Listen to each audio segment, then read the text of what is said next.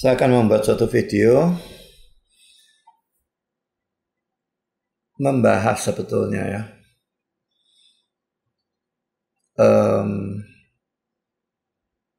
membahas tantangan Ustadz Mas'ud untuk minum racun. Dan ini berkenaan dengan asli atau tidaknya Markus 16 ayat 8b sampai dengan 20. Sebetulnya saya tidak berdebat dengan Mas'ud. Jadi acara ini nanti videonya akan saya pertontonkan ya kepada saudara ya. Ini adalah acara debat terbuka Kristen versus Islam. Dan Kristen diwakili oleh saya dan Isra, sedangkan Islam oleh Sanihu Munir dan Edi Prayitno. Jadi ini bukan acara debat dengan maksudnya sendiri, tapi dalam acara debat itu ada acara tanya jawab. Dan dalam acara tanya jawab itu Mas'ud memberikan pertanyaan serangan yang sebetulnya sama sekali out of topic ya, karena topik debatnya sama sekali bukan itu. Tapi tidak dijawab ya, harus dijawab. Jadi saudara, sekarang pertama-tama saya akan ajak saudara menonton video perdebatan itu, bukan seluruhnya, tapi hanya pada bagian di mana Mas'ud itu bertanya, lalu saya menjawab, sampai Mas'ud maju ke depan, nyalami saya dan noleh ke kamera dengan senyum kemenangan, begitu ya.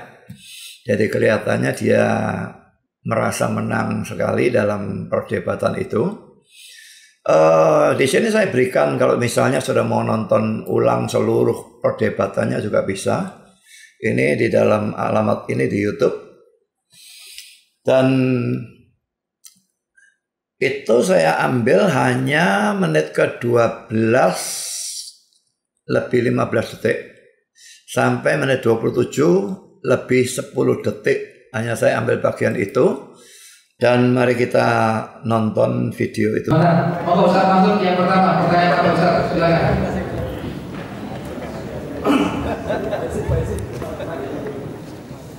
Ya, pertanyaan saya kepada Pak Budi Asari, Pak Isra, sekaligus ke Pak Sanihu Munir sama Pak Edi, karena ini berdasarkan Alkitab. Dan perlu diingat bahwa berdasarkan Alkitab bukan berarti kita mengakui Alkitab itu benar. Bahwanya berdasarkan Alkitab sama dengan polisi mengajukan ke pengadilan berdasarkan pada BAP. BAP itu bohong atau tidak terbukti dalam pengadilan. Nah, begitu pula berdasarkan pada Alkitab. Di Markus pasal 16 ayat 15 sampai ayat 20. Di situ disebutkan, pergilah, beritakanlah Injil kepada segala makhluk. Siapa yang percaya dan dibaptis akan selamat, dan siapa yang tidak percaya akan dihukum. Nah, berarti yang percaya akan selamat, yaitu yang beriman bahwa Yesus adalah Tuhan. Tanda-tanda orang yang percaya bahwa Yesus itu adalah Tuhan: 1. Bisa mengusir setan. 2. Bisa bahasa yang baru. 3. Medan ular berbisa, jangankan ular berbisa, minum racun maut pun tidak akan mati, tidak akan celaka. Selanjutnya, apabila tangannya ditaruh pada anggota tubuh yang sakit, maka anggota tubuh itu akan sembuh. Ini tanda-tanda orang yang percaya bahwa Yesus itu adalah Tuhan. Nah, Pak Budi Asari, Pak Isra sudah menyatakan beriman pada Yesus sebagai Tuhan dan mengakui Bible adalah kitab yang benar. Tolong sekarang buktikan kalau Bapak berdua ini, pendeta dua ini betul-betul beriman Yesus sehingga minum racun maut pun tidak akan mati.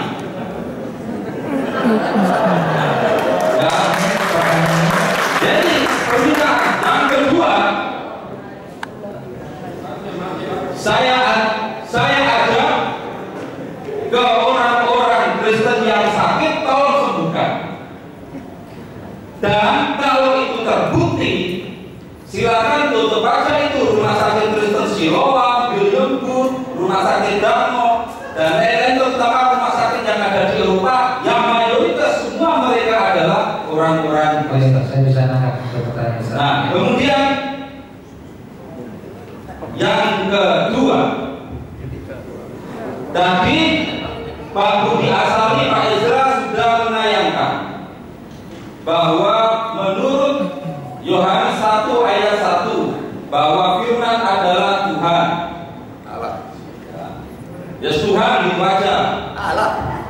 Nanti depan masalah itu dengan saya urusan itu. Nggak ngerti Allah ngomong Allah. Ini Allah apa? Ya, silakan. Ya. Kemudian, ya, firman itu jadi manusia yaitu Yesus. Berarti Yesus adalah Tuhan sekaligus firman yang hidup. Menurut Lukas pasal 1 ayat 28 sampai 33 tadi sudah disebutkan, malaikat memberitahu kepada Bunda Maria bahwa yang akan dilahirkan itu adalah anak Tuhan, anak Allah. Itu jangan begitu. Nah, ini bukan dengan saya urusan itu. Kitabnya berkata demikian, kamu yang ganti Alkitabnya. Ayo terus silakan Ustaz. Jangan ganti Alkitab saya. Terus silakan. Ayo nanti yang bukan dengan saya. Silakan. Ayo nanti bukan dengan saya. Kemudian yang kedua, yang ketiga itu tadi disebutkan bahwa Yesus adalah Tuhan karena dia menjadi manusia. Berarti Yesus disebut Tuhan. Sekarang berarti Yesus sejak kecil adalah Tuhan. Dan sebagai firman Tuhan, tolong tunjukkan catatan sabda yang disampaikan kepada bapaknya, ya, yang disebut Yusuf, kemudian Maria, mesti dicatat, diingat. Kemudian tunjukkan bukti bahwa kalau murid-muridnya juga mengakui sebagai Tuhan, ketika Yesus sudah bangkit dan tidak ada, berarti bukti-bukti sejarahnya mesti ada, kafannya ada, ya akan disimpan, pakaiannya juga disimpan karena ini pakaian Tuhan, kafannya Tuhan. Nah, sekarang tolong tunjukkan buktinya. Yakin Tentang sabda itu sudah kecil sampai usia 30 tahun. Ya, oke. Kalau dia memang firman Tuhan dan Tuhan. Pertanyaan ini yang Terima kasih. Monggo. Jadi pertanyaan dari Ustaz Masud tadi monggo dijawab supaya jadi. Saya jawab yang kedua lebih dulu ya. Kelihatannya dari semua pembicara Islam maupun Pak Masud ataupun yang lain, semua tidak pernah bisa mengerti Yesus sebagai Allah dan manusia sekaligus. Memang sebelum inkarnasi, sebelum dia dikandung oleh Maria dan sebagainya, dia hanya Allah, tidak ada manusianya. 100% Allah dan 0% manusia. Tapi pada saat mulai dikandung oleh Maria, dia adalah sumber Allah, sumber manusia, dan itu berlangsung selama-lamanya. Tapi dia hanya satu pribadi. Nah, ayat-ayat Alkitab tertentu menonjolkan keilahiannya. Misalnya dia membuktikan badai, dia membangkitkan orang mati, dia melakukan mujizat dan sebagainya. Itu menonjolkan keilahiannya. Kata-katanya juga, aku dan Bapa adalah satu. Barang siapa melihat aku, dia melihat Bapa. Itu menonjolkan keilahiannya. Tapi karena dia juga manusia, sebagian ayat Alkitab yang lain menekankan kemanusiaannya. Dia lelah, dia tidur, dia butuh makan, dan dia bicara-bicara sebagainya, jalan dan sebagainya, dan mengatakan kata-kata yang biasa yang menunjukkan dia lebih rendah daripada Bapak. Dalam 14 ayat 28, Bapakku lebih besar daripada aku, dan sebagainya. Lalu dia mengatakan dia tidak tahu hari Tuhan dalam Matius 24 ayat 36. Dan itu semua Yesus sebagai manusia.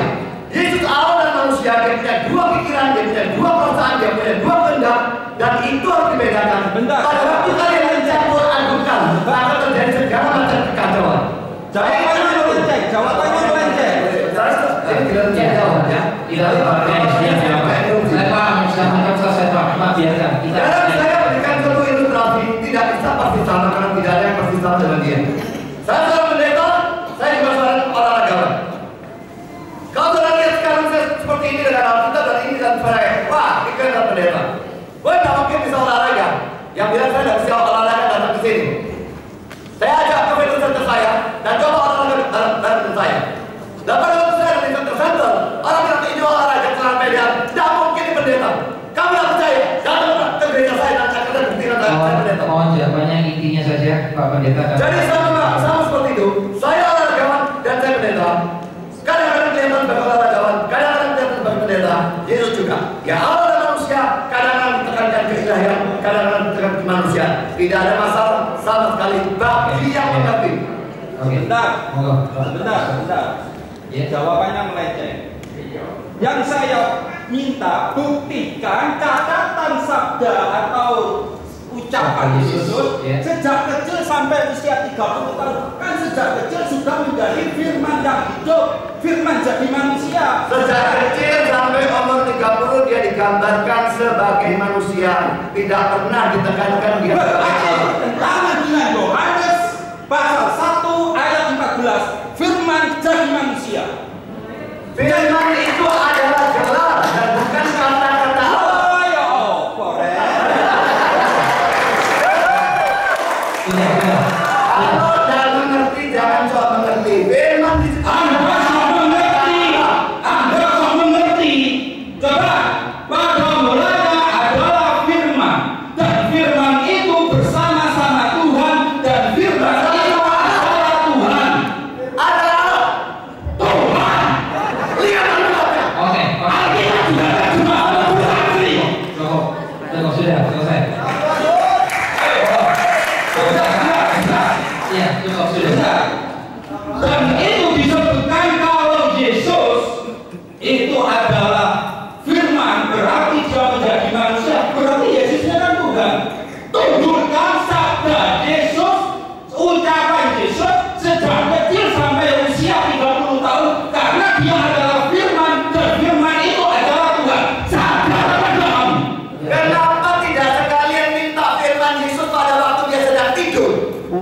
Nggak bisa, sedang tidur, ayo tunjukkan juga. Nah, iya, kenapa? Sekarang saya tanya saya. Sudah. Masih ya.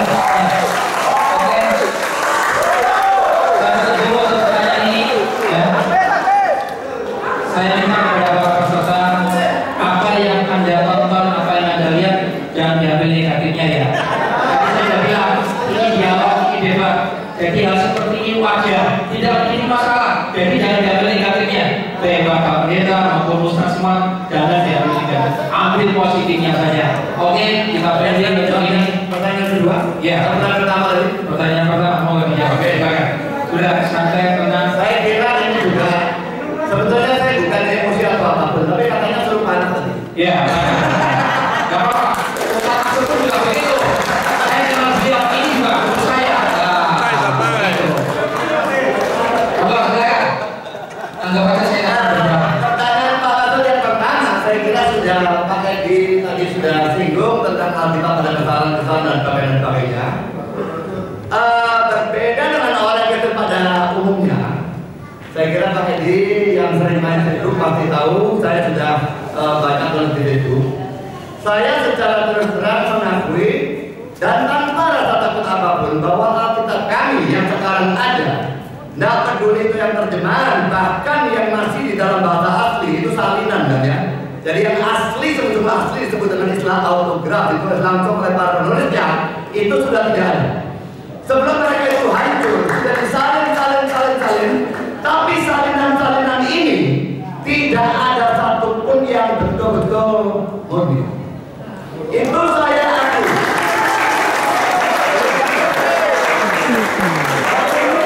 Saya tidak pernah takut mengakui suatu benar, karena kalau itu benar dan saya akui, saya tetap berani, saya bisa mempertahankan.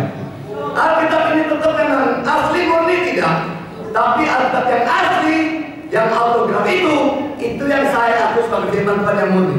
Cuma itu sudah tidak ada. Salinan-salinan sudah mengandung kesalahan, terbukti bukti dari fakta bahwa ini menjawab. Karena tidak pernah ada dua manuskrip manapun, naskah manapun yang persis identik. Tidak ada. Jadi pasti semua manuskrip sudah mengalami kesalahan.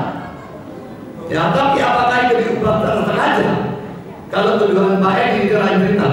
Ya, kalau memang sengaja diedit, maka saya ingin tanya, manuskrip perjanjian baru saja ya, jumlahnya 5.000 lebih, tersebar di seluruh dunia museum. Siapa yang mengubah? Kapan mengubahnya? Bagaimana mengubahnya? 5.000 manuskrip lebih di seluruh dunia tanpa yang tahu. Dan kalau saya tekankan kapan mengubahnya dan bagaimana? Kapan itu? Al-Quran itu terletak sekitar tahun 500-600 ya. Tahun 600 ya. Kami punya manuskrip Alkitab itu dari abad pertama sampai dengan abad ke-10-11. Dan kalau ada perbedaan sangat kecil, hanya mayoritas dan soal bilangan dan sebagainya sangat kecil. Lalu diubah di mana? Mohon dipersingkat waktunya. Diubahnya dari mana? Itu yang saya ingin tanyakan. Kalau diubah di sini, kenapa Al-Quran masih tetap berbicara tentang Injil dan sebagainya? Kalau diubah di sini, loh, ini sama. Tidak ada perubahan. Oke, ya. Iya, Nah, nanti harus jatuh. Harus jatuh saja. masih ada. Racunin tangannya.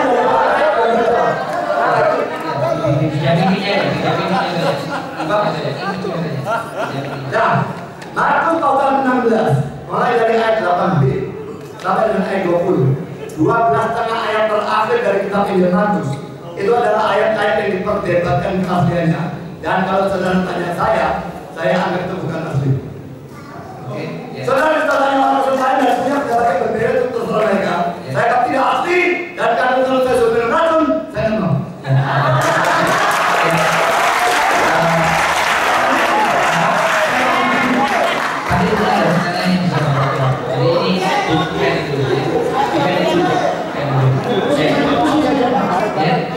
Nah, bagaimana saudara? Setelah saudara menonton video itu, saudara jelas mestinya bisa menjawab, bisa melihat ya, bahwa saya tidak diberi keleluasaan waktu dalam menjawab. Bahkan memberikan ilustrasi saja cepat-cepat, langsung to the point. Padahal ilustrasinya penting sekali itu tentang keilahian dan kemanusiaan Kristus, saudara ya. Dan karena itu saya merasa dirugikan. Mungkin si moderatornya tidak ngerti kristologi, ya dia sendiri pindah-pindah dari Kristen ke Islam dan sebagainya sampai akhirnya meninggal sebagai Kristen. Saya tidak tahu Kristen sungguh-sungguh atau tidak. Tapi jelas dia tidak punya pengertian. Kalau dia mengerti mestinya dia tidak meng-cut jawaban saya, menyuruh cepat-cepat pada waktu menjawab sesuatu pertanyaan yang begitu penting. Maksudnya saja dalam bertanya dibiarkan tanya panjang lebar, saudara bisa meniti sendirilah. Maksudnya tanya berapa lama, bahkan waktu saya menjawab dia meng-cut. Saya bilang tidak mau di-cut. Kalau saya meng-cut dia karena pertanyaan dia kurang ajar. Dia mengubah istilah anak Allah bagi Yesus menjadi anak Tuhan. Dan setiap kali saya cut karena saya tidak mau terima pertanyaan seperti itu. Tapi pada waktu menjawab, saya memang jelas tidak diberikan waktu yang cukup untuk menjawab. Dan karena itu, saya membuat video ini untuk menjelaskan secara jelas tentang hal itu.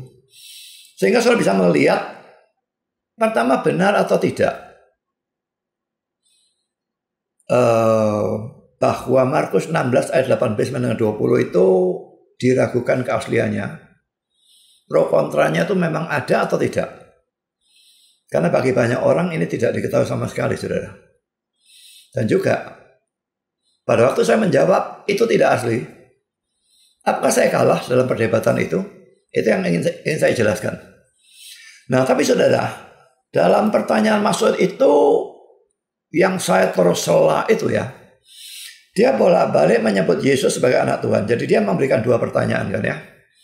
Dan pertanyaan kedua itu yang saya jawab lebih dulu, yaitu yang tentang hal ini ya. Dia bolak-balik sebut Yesus sebagai anak Tuhan. Dan saya tidak mau Yesus disebut sebagai anak Tuhan. Saya bolak-balik salah dan seharusnya memang anak Allah dan bukan anak Tuhan. Orang Islam memang selalu menerjemahkan God sebagai Tuhan kalau itu digunakan oleh orang Kristen. Sehingga Yesus yang adalah the Son of God dalam bahasa Inggrisnya, mereka terjemahkan menjadi anak Tuhan. Saya tidak pernah mau terima Yesus disebut anak Tuhan. Dan ini alasan saya, saudara. Pertama, saudara, Yesus memang tidak pernah disebut anak Tuhan dalam sepanjang Alkitab.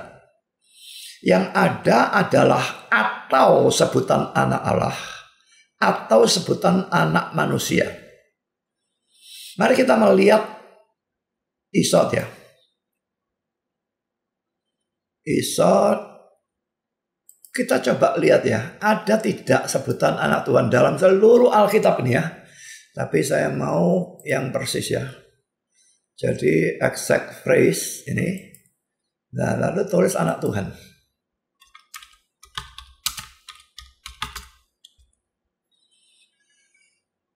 Ada satu istilah tapi ini anak-anak Tuhan Allahmu. Dan jelas tidak ditujukan kepada Yesus. Ini dalam Perjanjian Lama, Ulangan 14 ayat 1. Rasanya menunjuk pada bangsa Israel. Jadi ini seluruh Alkitab, saudara. Ya, saudara perhatikan ini Bible. Dalam PP sama sekali tidak ada. Yesus tidak pernah disebut dengan istilah anak Tuhan. Kalau anak Allah, wah itu banyak sekali, saudara. Saya tidak perlu tunjukkan, saya kira. Jadi saudara, anak Allah, anak manusia itu sangat-sangat banyak. Tidak usah saya berikan. Nah, dalam gegeran dengan Mas'ud, pasti yang dimaksud bukan anak manusia, tapi anak Allah. Tapi dia terus-terusan sebut anak Tuhan. Dan karena itu saya jengkel. Ini dia membicarakan Alkitab saya, kitab suci kita, orang Kristen. Dan dia mengubah seenaknya sendiri. Seandainya sikonnya terbalik, saya kok yakin mereka ngamuk, saudara. Kalau saya mengubah Al-Quran jadi masalah besar. Tapi mereka mengubah Alkitab dan ngotot terus seenaknya sendiri. Saya juga ngotot. Saya merasa saya harus mempertahankan. Karena memang Yesus tidak pernah disebut dengan istilah anak Tuhan. Dan alasan kedua, saudara, bagi saya, kata Allah itu terjemahan dari kata bahasa Inggris God, atau kalau mau lebih tepat, the God. Memang Bambang Nursena yang memang menguasai hal itu ya, menguasai bahasa Arab dan sebagainya. Dia mengatakan dalam hal itu ada dua teori. Ada yang mengatakan bahwa kata Allah itu adalah nama diri. Jadi dalam Islam menunjuk nama dari God itu. Tapi ada teori kedua yang mengatakan Allah itu dalam bahasa Arab Al-Ilah. Berasal dua kata Arab. Al itu the, definite article. Ilah itu ya God itu. Jadi kata Allah itu terjemahannya sebetulnya the God. Nah ini pro kontra memang bukan main. Dan orang Islam pun terpecah menjadi dua dalam hal itu. Saya pernah tanya pada satu kiai Islam S2 dan dia bisa bicara bahasa Arab. Dan dia mengatakan Allah itu asalnya dari Al-Ilah, the God. Tapi Christian Prince misalnya dia mengatakan Allah itu suatu nama. Dan banyak orang Islam juga seperti itu. Tapi setahu saya mayoritas menganggap Allah itu Al-Ilah atau the God. Saya bisa memberikan referensi misalnya ensiklopedia Britannica, Wikipedia, dan macam-macam hal yang lain. Sangat banyak referensi seperti itu. Jadi mengatakan bahwa orang Kristen tidak berhak menggunakan kata Allah itu konyol dan tolol dan tidak mengerti sejarah. Kalau Allah itu the God, lalu kenapa kita nggak boleh pakai? Apalagi saudara, orang Kristen pakai kata Allah itu lebih dulu dari adanya orang Islam. Orang Islam itu baru ada abad ke-6 kan. Orang Kristen Arab sudah menggunakan kata Allah. pada abad pertama, kedua, dan sebagainya, itu kata yang memang untuk the God. Dan saya memperhatikan pada waktu raja dari Arab Saudi beberapa tahun yang lalu datang ke Indonesia. Dia naik pesawat pribadinya dia ya. Dan di bagian depan dari moncong pesawatnya tertulis besar sekali huruf-huruf Arab. Dan yang jelas kata pertama dibaca dari kanan ke kiri itu adalah kata Allah. Dan di bawah terjemahannya adalah God. Jadi mau menyalahkan rajanya Arab Saudi. Jadi bagi saya saudara, kata Allah itu terjemahan dari God atau the God. Karena kalau Yesus disebut the Son of God, terjemahannya adalah anak Allah dan bukan anak Tuhan. Alasan ketiga saudara, pengertian teologisnya akan salah. Kalau Yesus disebut sebagai anak Tuhan dan bukan anak Allah. Saudara, Allah dan Tuhan ini dua kata yang berbeda arti ya. Memang kalau dia itu Tuhan sungguh-sungguh, dia pasti Allah sungguh-sungguh. Kalau dia Allah sungguh-sungguh, dia pasti Tuhan sungguh-sungguh. Tapi tidak berarti Tuhan dan Allah itu sama artinya. Kata Tuhan itu jabatan atau kedudukan. Jabatan atau kedudukan yang tertinggi di seluruh alam semesta. Ada jabatan pendeta, ada jabatan direktur, ada jabatan presiden, kaisar, raja. Nah, jabatan Tuhan itu jabatan tertinggi, lebih tinggi dari semua yang ada. Allah itu beda. Allah itu jenis makhluk. Sekarang pikirkan ya, Yesus itu Allah yang menjadi manusia, sehingga dia sungguh-sungguh Allah, sungguh-sungguh manusia. Dia sebut anak manusia dan anak Allah. Maka Allah itu harus jenis makhluk. Dia yang tadi jenis makhluknya Allah, sekarang mengambil anak manusia sehingga menjadi Allah dan manusia dalam satu pribadi. Saya tidak kepengen mengajar kristologi saat ini. Tapi saya menunjukkan perbedaan Allah dan Tuhan. Allah itu jenis makhluk. Memang istilah makhluk ini tidak tepat ya. Makhluk itu kan creature, ada kata create di sana. Maka kayaknya Allah saya anggap makhluk ciptaan. Tapi saya tidak punya istilah. Terpaksa menggunakan istilah yang saya tahu salah. Ya, tapi saya ngerti maksud saya. Allah itu makhluk. Jenis makhluk. Anjing itu jenis makhluk. Orang itu jenis makhluk. Malaikat itu jenis makhluk. Nah, kalau jenis makhluknya anjing, anak anjing apa?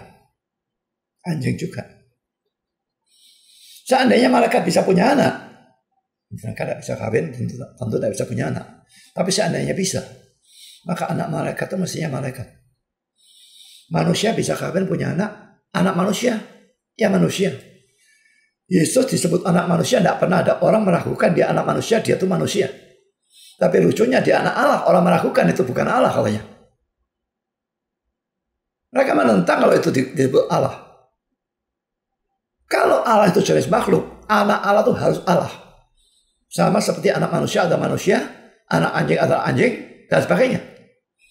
Tapi kalau diganti menjadi anak Tuhan, Tuhan ini jabatan atau kedudukan. Anak raja harus raja? Tidak. Bisa. Raja biasanya nurun. Tapi yang jadi raja kan biasanya putra mahkotanya saja. Yang lain kan enggak. Jadi anak raja belum tentu raja. Anak direktur harus direktur. Tidak ada aturan seperti itu. Anak direktur yang goblok mana bisa jadi direktur? Anak pendeta harus pendeta? Ada banyak anak pendeta jadi pendeta. Tapi anak pendeta tidak harus pendeta. Jadi kalau Tuhan itu jabatan, anak Tuhan tidak harus Tuhan. Jadi pada waktu ini diterapkan pada Yesus, disebut anak Tuhan, berarti dia belum tentu Tuhan. Tidak harus Tuhan. Tapi kalau disebut anak Allah, Allah itu jenis makhluk. Yesus anak Allah, dia harus adalah Allah.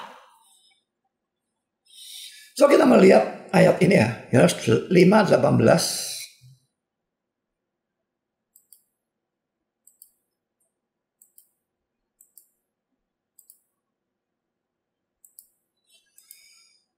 Sebab itu orang-orang Yahudi lebih berusaha lagi untuk membunuhnya, bukan saja karena ia meniadakan hari Sabat, tetapi juga karena ia mengatakan bahwa Allah adalah Bapaknya sendiri dan dengan demikian menyamakan dirinya dengan Allah. Jadi pada waktu Yesus mengatakan Allah itu adalah Bapaknya, orang-orang Yahudi itu tahu dia itu menyamakan dirinya dengan Allah. Sebetulnya menyamakan ini salah. Ya, ini terjemahan dari King James. Making himself equal with God. Membuat dirinya sendiri setara dengan Allah. Tapi pokoknya kalau dia sebut Allah adalah Bapaknya atau dia adalah anak Allah, itu artinya dia adalah Allah. Mari kita lihat ayat yang lain, saudara. Filipi 2 ayat 6. Jadi walaupun dalam rupa Allah tidak menganggap kesetaraan dengan Allah itu sebagai milik yang harus dipertahankan. Nah, ini terjemahnya benar, kesetaraan. Nah, ini to be equal with God. Nah, kalau saudara perhatikan di sini sebetulnya sama kata yang digunakan dalam Yohanes 5 ayat 18 dengan kata yang digunakan di dalam Filipi 2 ayat yang ke-6. Ya. Jadi saya kembali ke sini. Jadi saudara, itu sebabnya saya ngeyel terus, tidak peduli dia mau ngamuk, saya tidak gubris. Setiap dia mengatakan anak Tuhan, saya nyeletuk anak Allah. Dia mau anak Tuhan, anak Allah. Dan ini saya tekankan kepada saudara. Jangan ubah istilah anak Allah bagi Yesus menjadi anak Tuhan. Itu beda luar biasa. Pengertian teologisnya akan salah. Debat dengan Islam atau siapapun, jangan mau mereka ubah. Memberitahu. Saya maunya beritahu, tapi waktu saya tidak ada, saudara. Jadi di sini saya memberikan penjelasan. Mengapa saya ngotot Yesus itu anak Allah, bukan anak Tuhan. Kalau anak Allah, dia betul-betul Allah. Kalau anak Tuhan, dia tidak harus adalah Tuhan. Jadi lucu, saudara. Ya. Sekarang saudara, ini sekarang poin yang terutama yang saya bahas di dalam video ini. Dalam pertanyaan yang bersifat serangan yang maksud berikan itu, dia menantang untuk minum racun berdasarkan Markus 16 ayat 17 dan 18. Saya akan bacakan. Tanda-tanda ini akan menyertai orang-orang yang percaya. Mereka akan mengusir setan-setan demi namaku. Mereka akan berbicara dalam bahasa-bahasa yang baru bagi mereka. Jadi ada beberapa tanda ya. Ini tanda yang benar. Pertama, usir setan. Tanda kedua, bicara bahasa baru. Bahasa roh sebetulnya ya. Tanda ketiga, mereka akan memegang ular. Maksudnya tentu memegang ular dan tidak apa-apa. Karena ini sambungannya di sini. Yang keempat, sekalipun mereka minum racun maut. Ya. Lalu mereka tidak akan mendapat celaka. Ya, apakah mereka memegang ular berbisa atau minum racun maut, mereka tidak akan dapat celaka. Dan yang kelima, mereka akan meletakkan tangannya atas orang sakit dan orang itu akan sembuh. Nah, biasanya saudara, orang-orang karismatik itu mau menerima yang pertama, mengusir setan. Mau menerima yang kedua itu pasti karena mereka sedang bahasa roh. Ya. Tapi, megang ular dan minum racun, itu pada umumnya mereka tidak mau. Ya, ini bagian ini. Nah, lalu tanda yang kelima, mereka akan meletakkan tangannya atas orang sakit dan orang itu akan sembuh. Mereka mau lagi. Tapi saudara, ada orang-orang ekstrim yang bodoh, yang mau menerima pegang ular maupun minum racun. Saya mendengar sendiri seorang pendeta namanya Arifin. Dia mengatakan orang Kristen boleh minum racun dan tidak akan ada apa-apa. Jujur saja saya kepingin naik ke atas bawa baygon untuk dia supaya dia makan. Saya kepingin tahu. Dan saya pernah melihat video, sudah mungkin bisa cari ya. Video orang yang pegang ular pendeta nih. Di atas mimbar. Dan ularnya menggigit dia. Dan dia celaka. Saya tidak tahu dia lupa dia mati atau tidak. Yang pasti dia kalau orang sini bilang kejat-kejat ya. Dan dibawa ke rumah sakit. Saya lupa tapi akhirnya dia mati atau tidak. Tapi yang jelas mendapatkan bencana. Jadi bukannya tidak mendapat celaka. Nah saudara, memang ada pro kontra yang sangat hebat. Bukan hanya atas 2 ayat ini, tapi seluruh konteks. Mulai Markus 16 ayat 8b, terus sampai Markus 16 ayat 9, Markus 16 ayat 9 sampai dengan 20. Nah, ada pro kontra yang sangat hebat. Apakah ayat-ayat ini adalah bagian asli dari kitab Injil Markus atau bukan? Dan saudara, saya termasuk yang setelah mempelajari. Pro kontranya saya pelajari semua secara fair. Nanti akan saya berikan dalam video yang akan datang. Ya. Setelah saya pelajari habis-habisan, saya termasuk yang tidak percaya bahwa Markus 16 ayat 8b sampai dengan 20 itu adalah bagian asli dari kitab Injil Markus. Dan hal ini sudah saya bahas jauh sebelum debat dengan Edi Praetno dan Sania Munir itu terjadi. Yang dimana si Ustadz Mas'ud ini menanyakan pertanyaan itu. Jauh sebelum ini saya sudah membahas bagian ini. Dan sudah sering saya berikan di dalam Facebook. Bahwa saya memang tidak percaya bagian ini sebagai bagian asli dari Alkitab. Jadi bukan karena menghindari pertanyaan Mas'ud lalu saya menjawab demikian. Sama sekali tidak. Itu memang kepercayaan saya jauh sebelum itu. Nah saudara, sekarang persoalannya. Dengan saya mengakui Alkitab kita mengandung bagian yang tidak asli. Apakah itu berarti Mas'ud menang dalam debat dalam tanda petik dengan saya itu? Ini jawaban saya ya. Sama sekali tidak. Saya akan jelaskan alasannya, tapi saya tunjukkan dulu. Bagian akhir dari video yang tadi saya tonton, sudah melihat Mas'ud naik dan salami saya dengan senyum dan wah pokoknya senyum kemenangan. Juga pada waktu saya mengatakan saya memang mengakui itu sebagai bagian tidak asli. Wah, orang-orang Islam dalam jemaat yang hadir pada saat itu, wah bersorak tidak peduli apapun, seakan-akan mereka menang. Saya tidak merasa bahwa mereka menang, sedikit pun tidak. Dan karena waktu saya berkata, saya tidak pernah takut untuk mengakui suatu kebenaran. Bagi saya memang adalah kebenaran bahwa Alkitab kita yang sekarang ini, yang terjemahan ini ya, memang mengandung bagian yang tidak asli. Hanya orang tolol yang tidak mengakui bagian hal itu. Saya bisa membuktikan hitam di atas putih. Bagian yang jelas-jelas kontradiksi karena memang salah. Jadi kalau mereka mengatakan Alkitab kita sekarang ini itu inerrant dan infallible, itu gobloknya luar biasa. Saudara, saya akan tunjukkan ya. Mengapa saya berkata mereka tidak menang sama sekali. Saya tidak bisa menjelaskan pada saat itu, tidak ada waktu bagi saya. Karena itu saya jelaskan sekarang. Ini jawaban saya. Mereka sama sekali tidak menang. Sekalipun saya mengakui bahwa Alkitab saya, bahasa Indonesia ataupun Inggris, itu mengandung bagian yang tidak asli. Itu tidak menunjukkan mereka menang.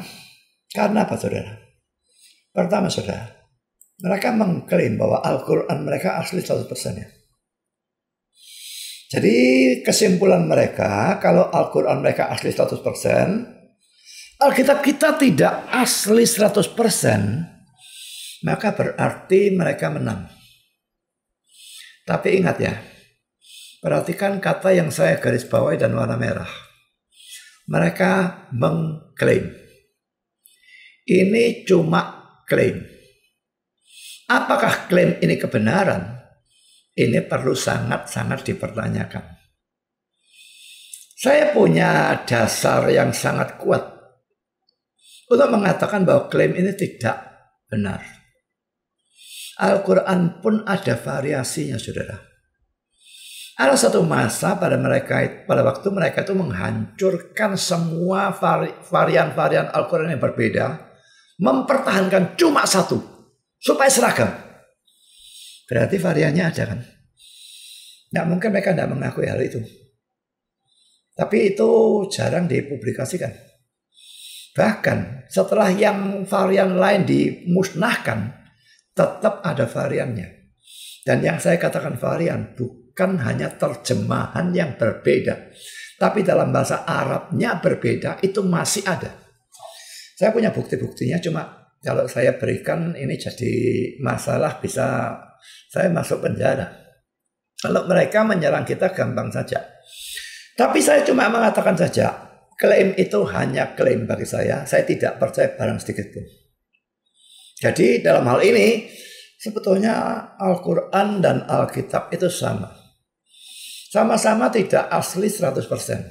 Cuma saya berani secara jujur mengakui Alkitab itu tidak asli 100% yang sekarang ini, ya.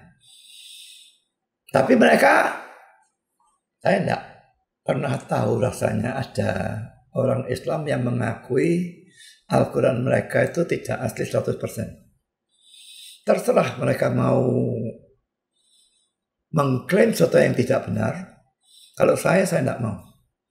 Saya mending jujur, biarpun dalam tanda petik kelihatan kalah, saya tidak ambil pusing. Saya lebih baik jujur. Saya tidak pernah takut mengklaim suatu kebenaran, menyatakan suatu kebenaran.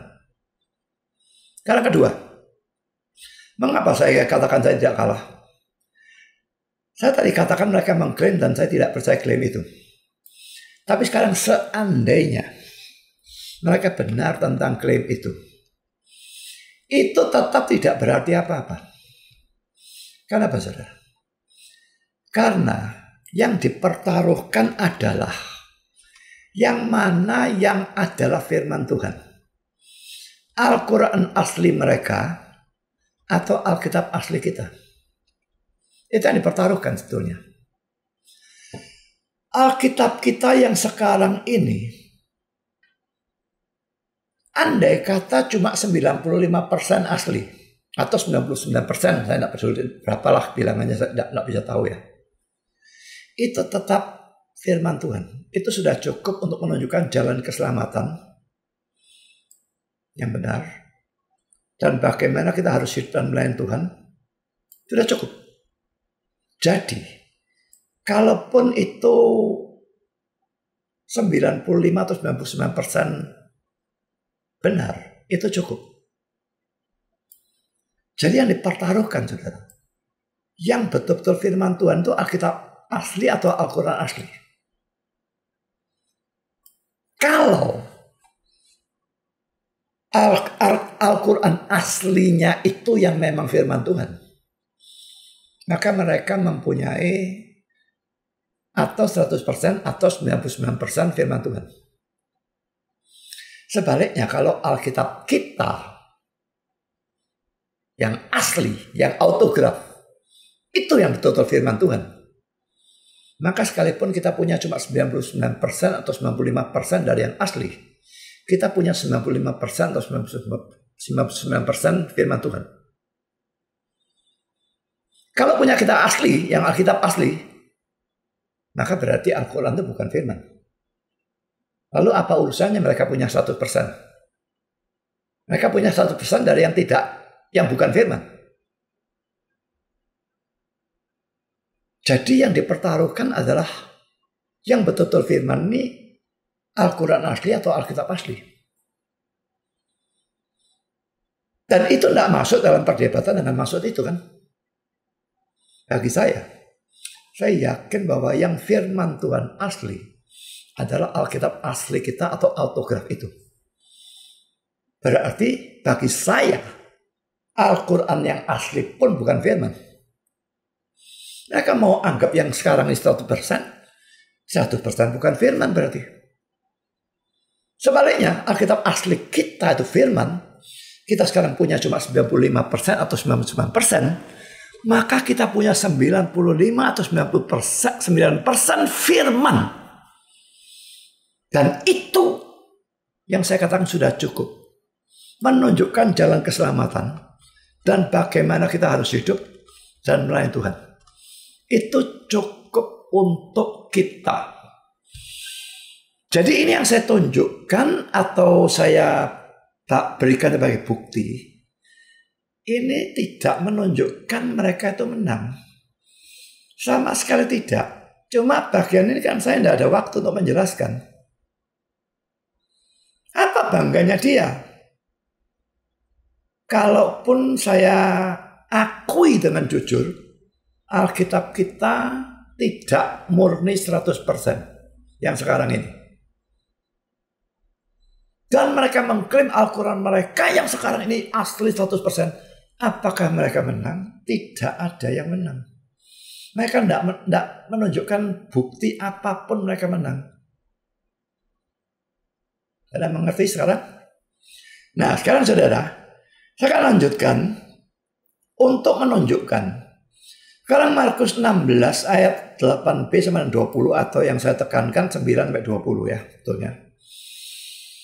Itu asli atau tidak?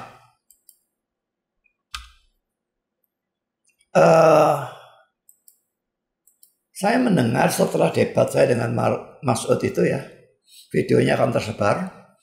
Lalu ada satu pendeta yang saya tonton videonya dan saya katakan, dia mengatakan saya goblok, saya sesat dan sebagainya. Ya pendeta itu saya anggap sebagai orang idiot yang tidak sekolahannya. Karena kalau orang sekolah dan betul-betul belajar dan cukup pintar, maka mereka mestinya tahu bahwa Markus 16, 9-20 itu memang betul-betul diperdebatkan.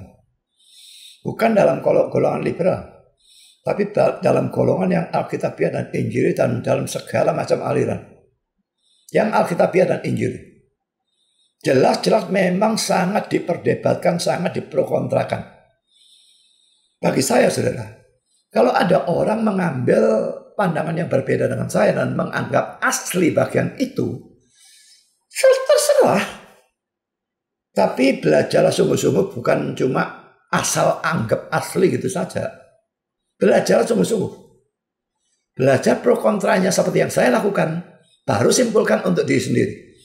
Kalau sudah belajar pro kontra dan tetap anggap asli, terserah. Saya tidak anggap orang itu sesat. Tapi kalau saya menganggap tidak asli dan orang menganggap saya sesat, orang itu orang goblok. Dia tidak tahu definisi sesat itu apa. Dia tidak tahu bahwa ada pro kontra yang sangat hebat berkenaan dengan teks ini. Tolol, goblok, tidak sekolahan, tapi maki saya goblok dan maki saya sesat. Mbok ngoco begitu loh ya. Lihat kaca wajah tololmu itu ya. Sekarang saya akan buktikan bahwa ini memang pro kontranya luar biasa hebatnya. Dan khotbah ini sudah saya susun atau tulisan ini sudah saya susun lama, jauh sebelum perdebatan dengan Mas'ud atau debat terbuka dengan Sani Murid dan Edi Praetno itu. Saudara, sekarang saya akan baca dulu ya. Markus 16 ayat 1 sampai dengan ayat 20 saya baca semuanya ya. Ini kalau saya baca dari terjemahan LAI terjemahan baru ya. Setelah lewat hari Sabat, Maria Magdalena dan Maria ibu Yakobus serta Salome membeli rempah-rempah untuk pergi ke kubur dan meminyaki Yesus. Dan pagi-pagi benar pada hari pertama minggu itu setelah matahari terbit, pergilah mereka ke kubur. Mereka berkata seorang pada yang lain, siapa yang akan menggulingkan batu itu bagi kita dari pintu kubur? Tapi ketika mereka melihat dari dekat, tampaklah batu yang memang sangat besar itu sudah terguling. Lalu mereka masuk ke dalam kubur dan mereka melihat seorang muda yang memakai jubah putih duduk di sebelah kanan. Mereka pun sangat terkejut, tetapi orang muda itu berkata kepada mereka, jangan takut. Kamu mencari Yesus orang Nazaret yang disalibkan itu. Ia telah bangkit. Ia tidak ada di sini. Lihat, ini tempat mereka membaringkan dia. Tetapi sekarang pergilah, katakanlah kepada murid-muridnya dan kepada Petrus. Ia mendahului kamu ke Galilea. Di sana kamu akan melihat dia seperti yang sudah dikatakannya kepada kamu. Lalu mereka keluar dan lari meninggalkan kubur itu sebab gentar dan dahsyat menimpa mereka. Mereka tidak mengatakan apa-apa kepada siapapun juga karena takut.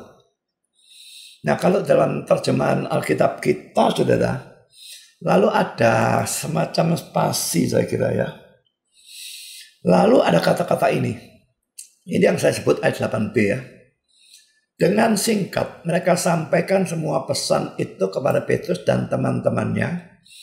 Sesudah itu Yesus sendiri dengan perantara murid-muridnya memberitakan dari timur ke barat berita yang kudus yang tak terbinasakan tentang keselamatan yang kekal itu.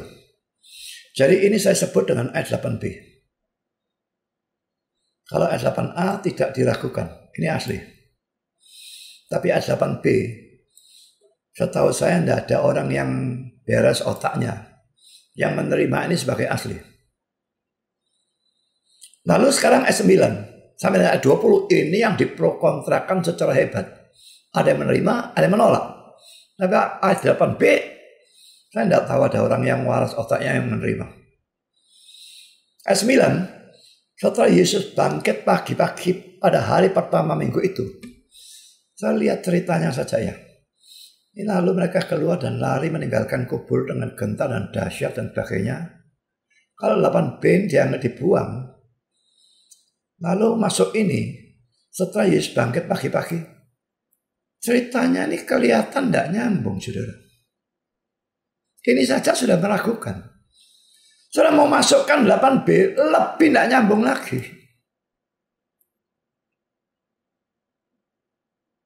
Jadi ini sebetulnya bukti pertama bahwa bagian ini kok aneh ya. Cerita tidak nyambung, ini apa maunya? Ia mula-mula menampakkan dirinya kepada Maria Magdalena. Daripadanya Yesus pernah mengusir 7 setan. Lalu perempuan itu pergi memberitahukannya kepada mereka yang selalu mengiringi Yesus. Dan yang pada waktu itu sedang berkabung dan menangis. Tetapi ketika mereka mendengar bahwa Yesus hidup dan telah dilihat olehnya, mereka tidak percaya. Sesudah itu ia menampakkan diri dalam rupa yang lain kepada 2 orang dari mereka ketika keduanya dalam perjalanan keluar kota. Lalu kembalilah mereka dan memberitahukannya pada teman-teman yang lain, tetapi kepada mereka pun teman-teman itu tidak percaya. Akhirnya ia menampakkan diri kepada ke-11 orang itu ketika mereka sedang makan, dan ia mencela ketidakpercayaan dan kedegilan hati mereka oleh karena mereka tidak percaya kepada orang-orang yang telah melihat dia sesudah kebangkitannya. Lalu ia berkata kepada mereka, pergilah ke seluruh dunia, beritakanlah Injil kepada segala makhluk. Siapa yang percaya dan dibaptis akan diselamatkan, tapi siapa yang tidak percaya akan dihukum. Nah sekarang ini ayat yang dipersoalkan oleh Masud ya. Tanda-tanda ini akan menyertai orang-orang yang percaya. Mereka akan mengusir setan-setan demi namaku. Mereka akan berbicara bahasa-bahasa yang baru bagi mereka. Mereka akan memegang ular, dan sekalipun mereka minum racun, mereka tidak akan mendapat celaka. Tentu saja ayat 18 ini yang paling dipersoalkan oleh dia ya. Mereka akan meletakkan tangannya atas orang sakit dan orang itu akan sembuh. Sesudah Tuhan Yesus berbicara demikian kepada mereka, terangkatlah ia ke sorga, lalu duduk di sebelah kanan Allah. Mereka pun pergilah memberitakan Injil ke segala penjuru. Dan Tuhan terus bekerja dan meneguhkan firman itu dengan tanda-tanda yang menyertainya. Saudara, sekarang saya akan bahas ya. Saya tidak membahas dulu, cuma saya membuktikan bahwa bagian ini sangat-sangat diprokontrakan. Ya, asli atau tidak, itu diprokontrakan luar biasa. Ayat 8b semua anggap tidak asli. Tapi ayat 9-20 ini yang diprokontrakan luar biasa, ada yang setuju, ada yang tidak setuju. Nah, perlu saya berikan penjelasan, ada beberapa penafsir entah kenapa. Tapi mereka tidak berbicara apapun tentang asli atau tidaknya. Markus 16 ayat 8b sampai ayat 20.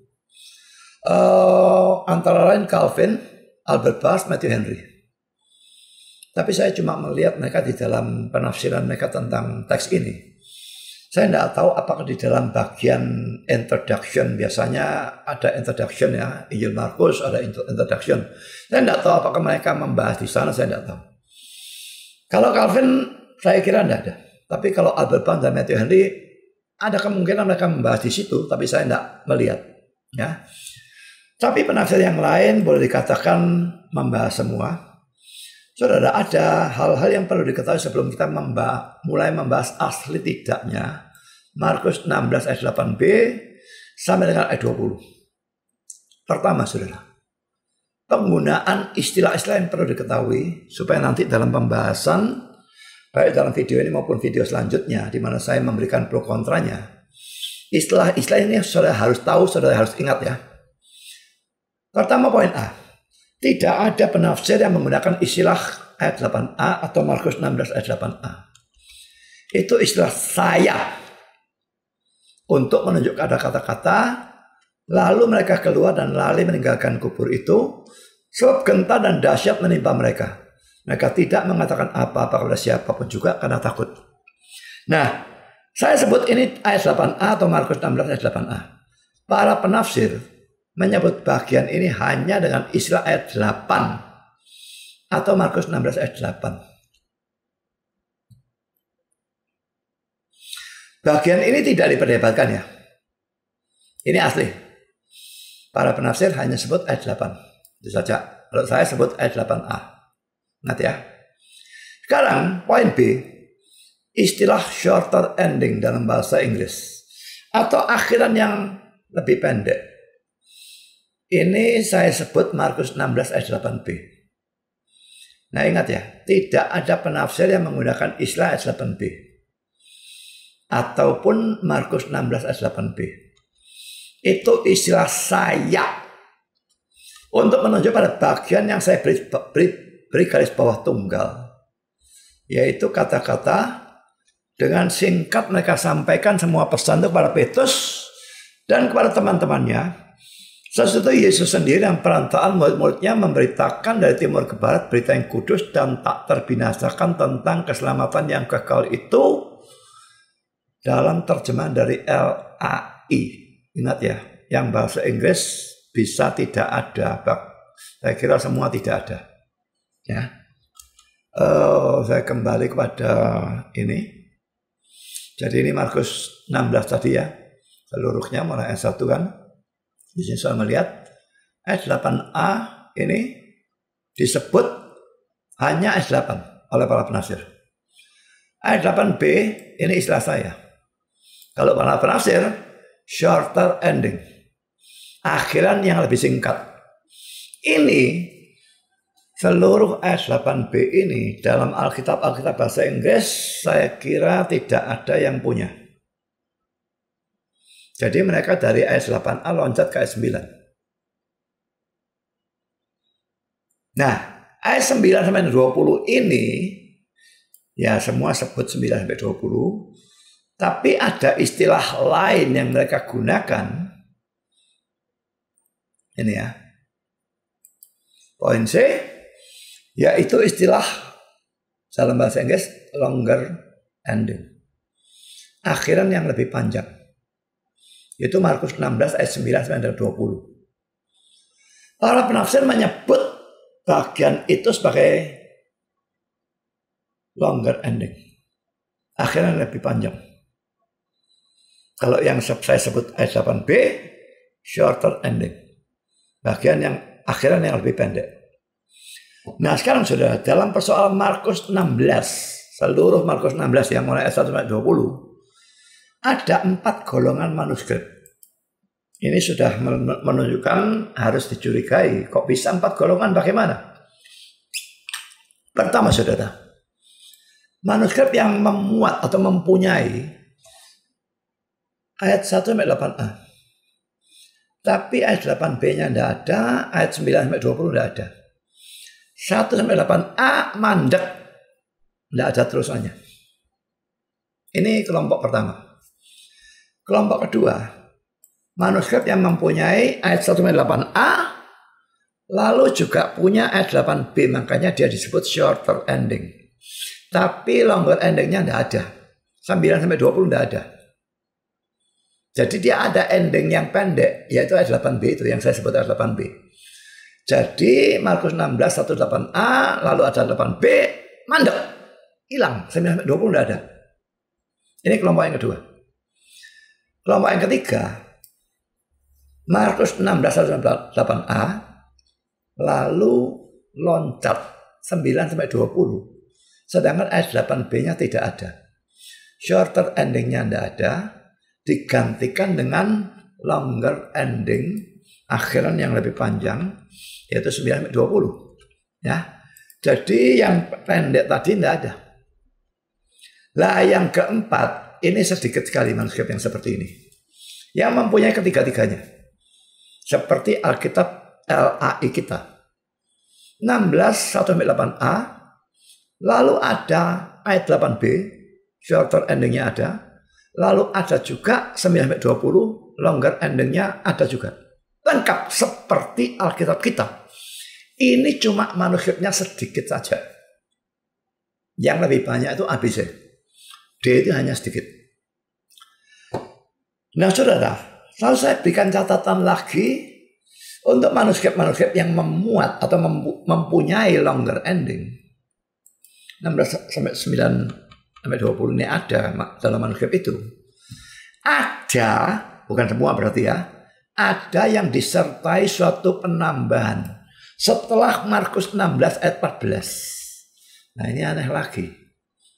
Ada yang punya tambahan ayat 14-nya itu, ada yang tidak punya. Saya berikan kata-kata Donald Guthrie. Satu manuskrip Codex W. Semua manuskrip itu ada namanya ya. Saya tidak usah persoalkan itu ya. Jadi ini namanya Codex W. Berisi atau mengandung akhiran ketiga yang terdiri ayat 9-20 ditambah suatu penyisipan tambahan setelah ayat 14. Saya berikan alamat di mana dia mengatakan ini bukunya.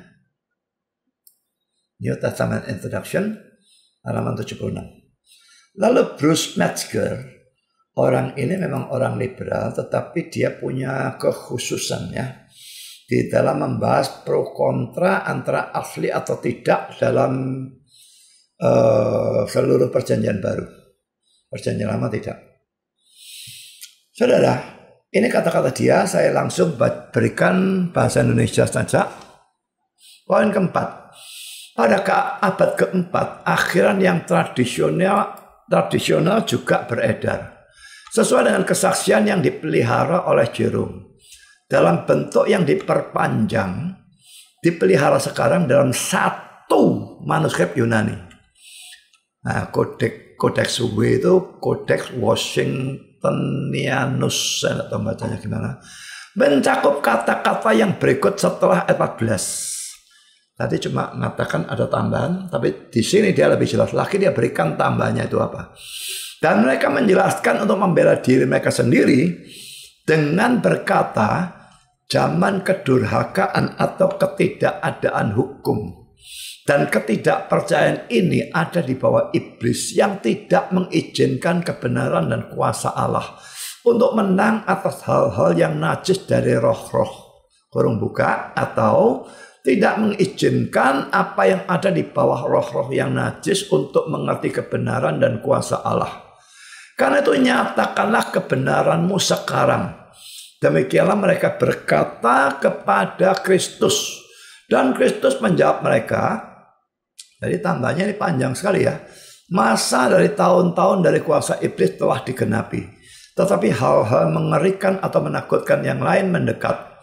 Dan untuk mereka yang telah berdosa, aku telah diserahkan pada kematian, supaya mereka bisa kembali pada kebenaran dan tidak berbuat dosa lagi, supaya mereka bisa mewarisi kemuliaan rohani dan yang tidak bisa rusak dari kebenaran yang ada di sorga. Sekarang ini tambahannya jadi ya, tambahnya banyak sekali ya. Jadi seluruhnya yang warna merah ini Codex Washington memberikan tambahan ya. Dan mulai sini ini tambahan. Dari ayat 14 sampai di sini. Nah, sekarang mulai sini kembali kepada kata-kata Bruce Metzger ya. Bagaimana bukti dari setiap akhiran ini harus dinilai? Dia berkata, adalah jelas bahwa bentuk yang diperpanjang dari akhiran yang panjang, nomor 4, dari ayat 14 ini ya, tidak mempunyai klaim sebagai sesuatu yang orisinil. Jadi kalau dia yakin mutlak tambahan ayat 14 ini bukan asli. Bukan hanya bahwa bukti luar atau eksternal sangat terbatas. Bukti luar itu manuskripnya kan cuma satu ya. Tapi juga bahwa perpanjangan itu mencakup beberapa hal, beberapa kata-kata dan ungkapan-ungkapan non-Markus. Non-Markus itu maksudnya Markus tidak biasanya menggunakan istilah seperti itu. Orang itu biasanya punya gaya dalam bicara. Saya misalnya goblok gitu ya, tolol, idiot. Tapi saya tidak biasanya ngomong bego misalnya. Nah, misalnya Markus itu biasanya ngomong goblok, tolol, tahu-tahu ngomong bego, oon. Lah itu kok aneh, kok tahu-tahu di sini pakai istilah non Markus, begitulah. Kira-kira penjelasannya seperti itu. Nah, dia memberikan penjelasannya ya. Ini kata-kata Yunaninya yang digunakan. Ya, termasuk aion hutos, hamartano, apologeo, aretinos, upos, trevo. Maupun beberapa yang tidak muncul di tempat lain manapun dalam perjanjian baru. Berarti ini bukan cuma non Markus tapi non PB ya. Deinos, horos, proslego. Seluruh perpanjangan ayat 14 itu mempunyai di sekitarnya suatu bau atau rasa yang tidak bisa salah dari apokripa. Jadi perpanjangan ini berbau apokripa.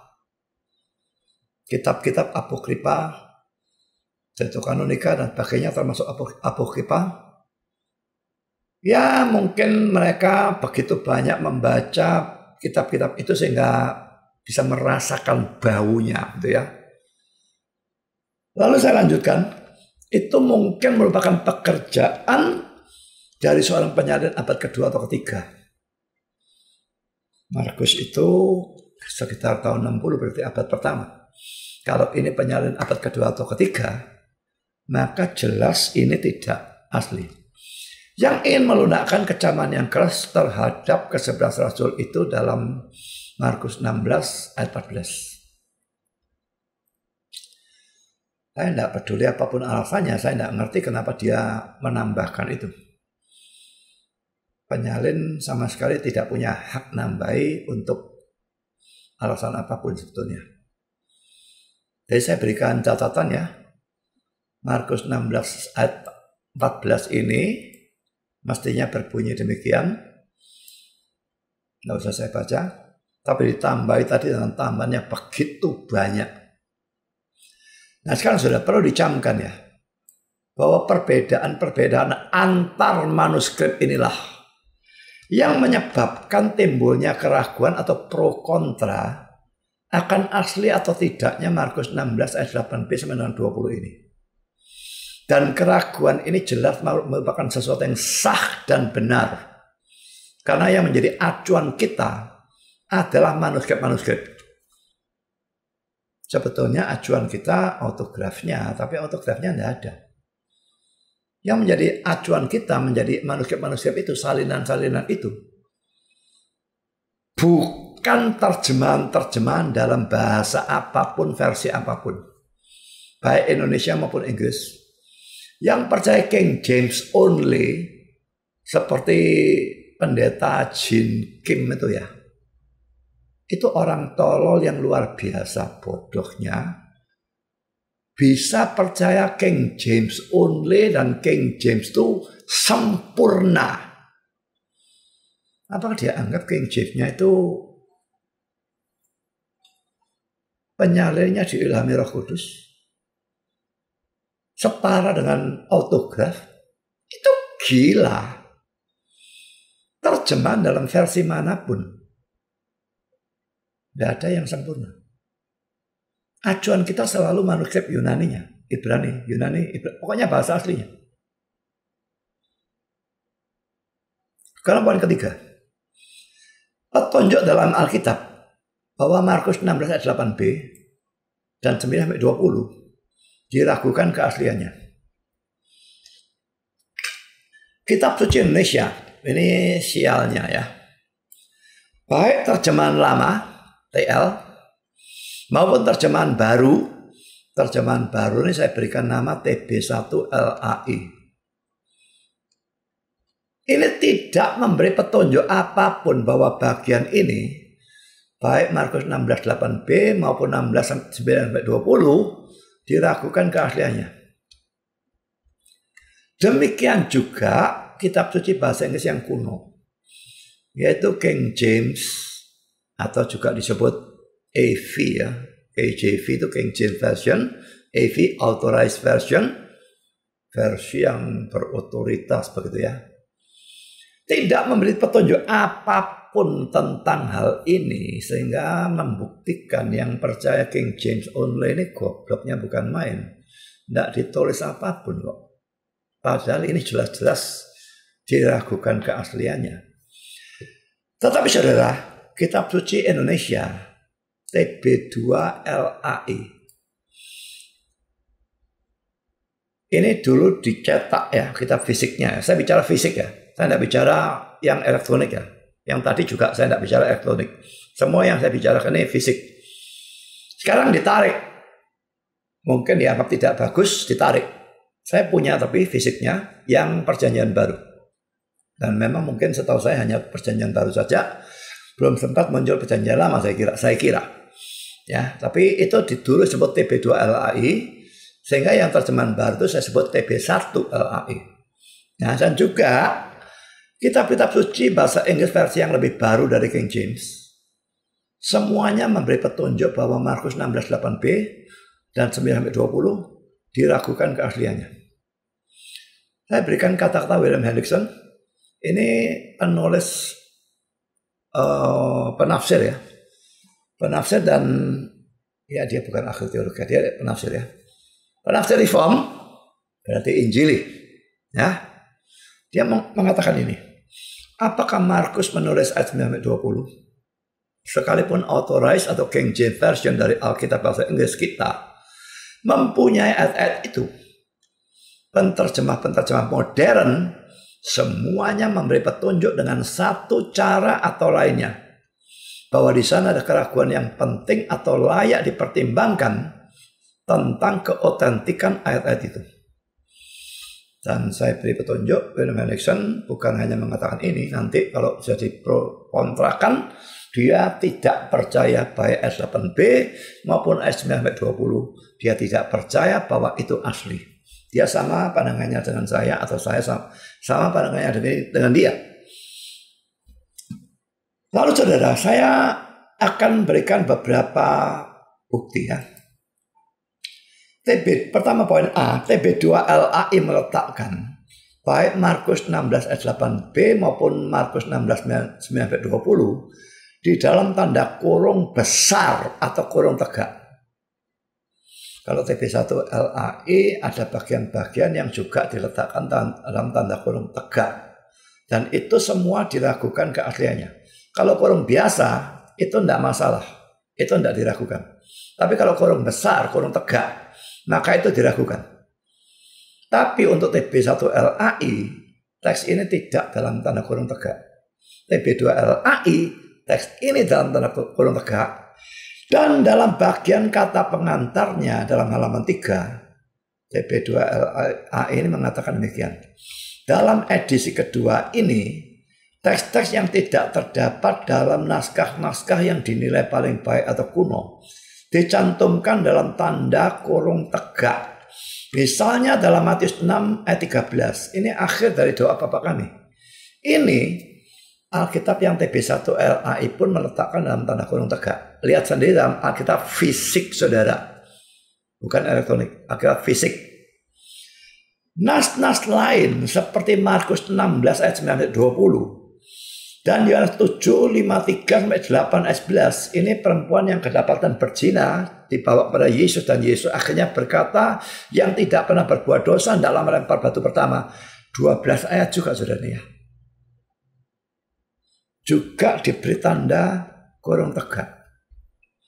Nah, saya sekarang tidak sedang membahas Yohanes 7.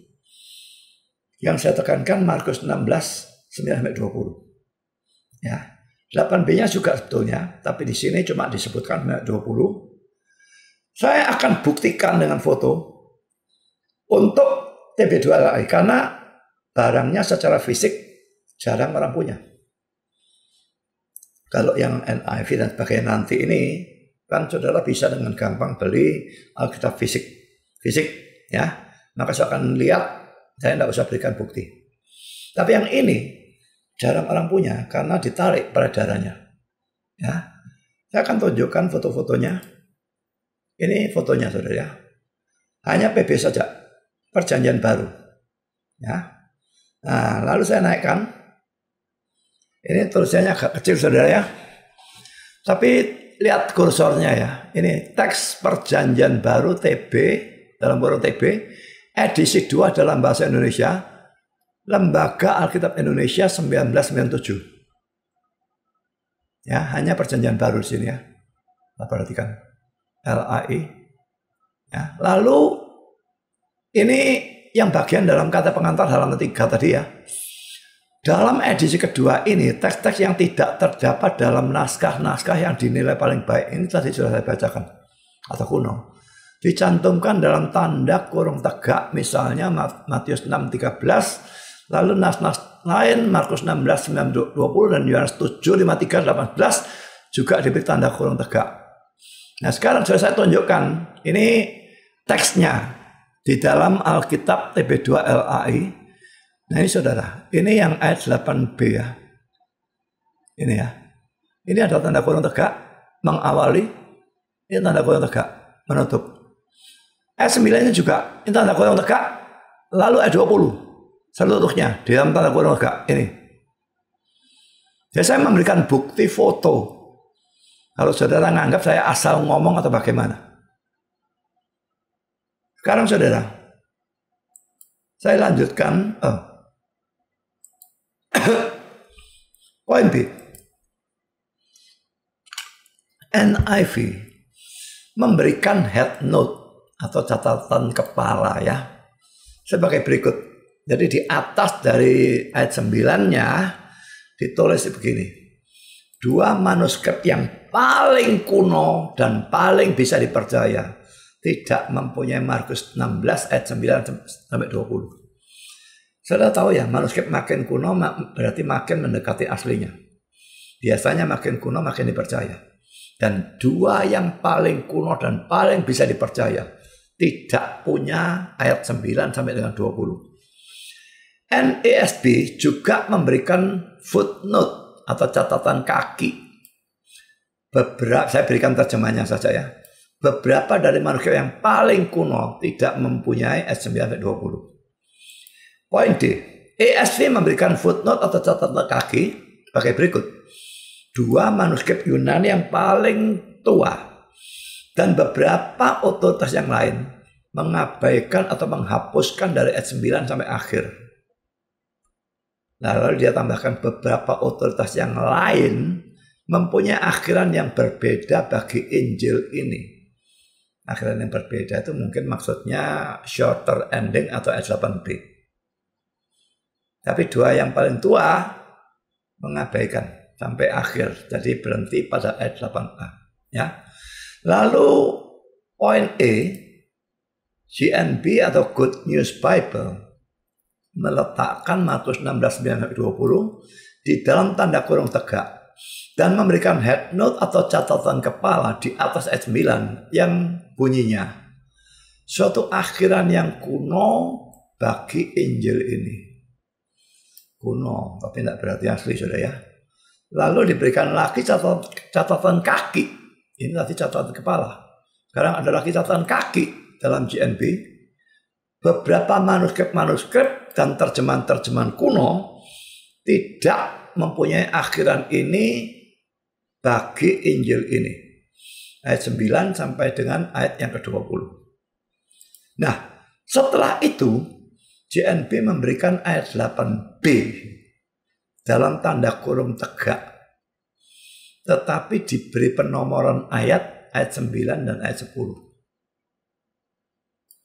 Dan lalu memberikan catatan kaki tentang bagian ini dan kata-kata sebagai berikut.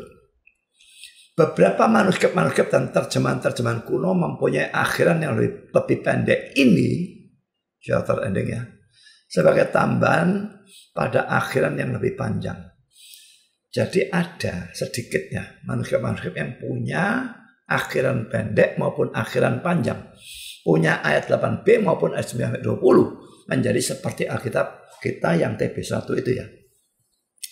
Lalu poin F, NEB New English Bible memberikan Markus 16 ayat 8b setelah Markus 16 ayat 8a dan lalu memberikan catatan kaki sebagai berikut.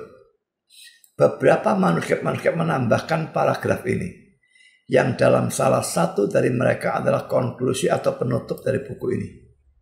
Jadi menjadi shorter ending. 9-20 yang tidak ada.